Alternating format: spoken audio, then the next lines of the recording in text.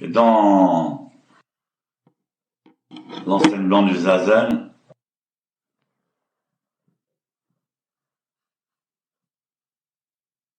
on essaie de créer, d'élargir un espace silencieux.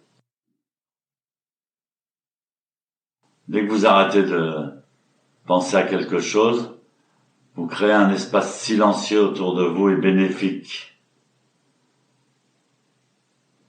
C'est ce que Wanchi appelle notre espace intérieur. Donc quand vous remplissez votre espace intérieur de silence, soyez satisfait sans être perturbé par le désir d'agripper quelque chose.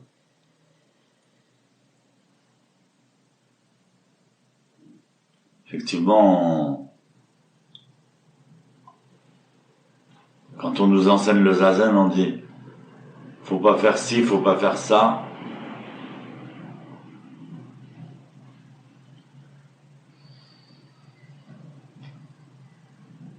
Faut lâcher prise, faut laisser passer.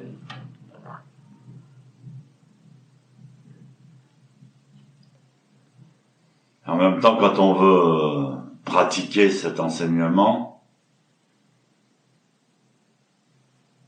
on est perturbé par le désir d'attraper quelque chose.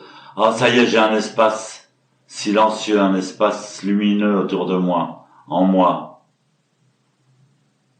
Dès le moment qu'on pense ça, eh bien, l'espace se remplit de nos illusions. Il dit, dépassez votre comportement habituel. Justement, notre comportement habituel, c'est de suivre, de s'identifier, et de créer un espace avec nos illusions. Ce qu'il faut se rendre compte, c'est que nos illusions changent, notre espace change, on s'en rend même pas compte. En fait, il est libre et on est libre. Surtout quand on fait zazen, on est libre de créer des espaces de calme et de lumière.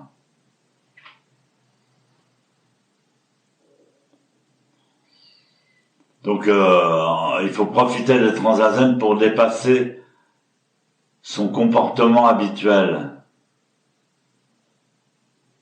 Quand on fait zazen, quand je me promène avec mon épouse dans la nature, tout le temps elle me dit « Oh, regarde, regarde, regarde !»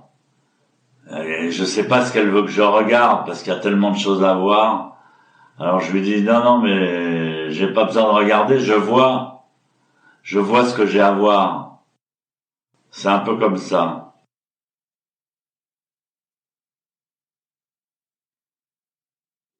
Réaliser le soi qui n'est possédé par aucune émotion.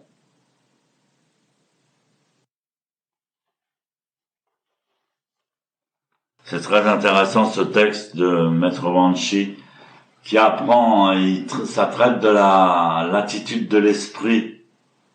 Pendant Zazen, c'est important aussi.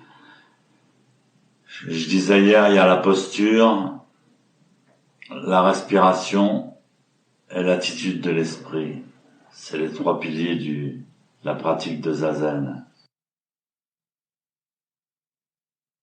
L'attitude de l'esprit, c'est à la découverte par l'attention, puisqu'on est attentif, on bouge pas, on n'est pas occupé à quelque chose. Donc on voit directement comment fonctionne notre esprit et notre mental.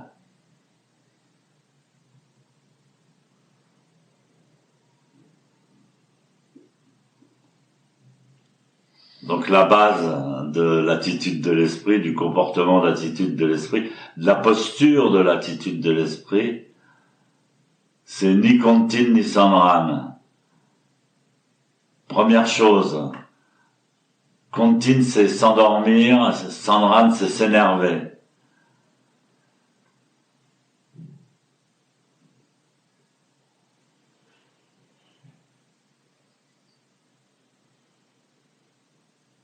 Si on laisse fermer les yeux, on arrive rapidement à s'endormir.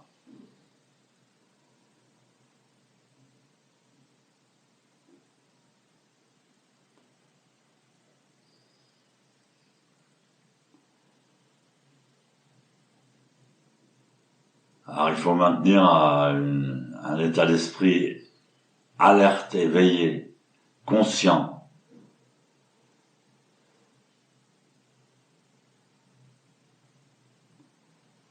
Et donc Maître Deshimaru l'expliquait. Sandran, donc, quand on est en Sandran, on est bien éveillé, on dort pas, mais on est un peu nerveux.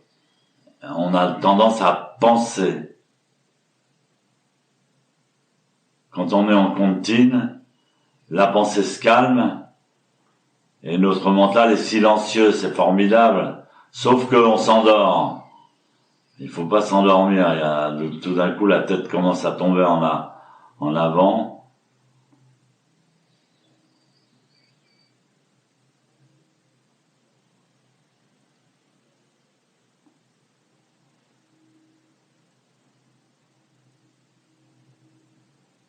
Donc ça, c'est la base de l'attitude de l'esprit contine et Sandran.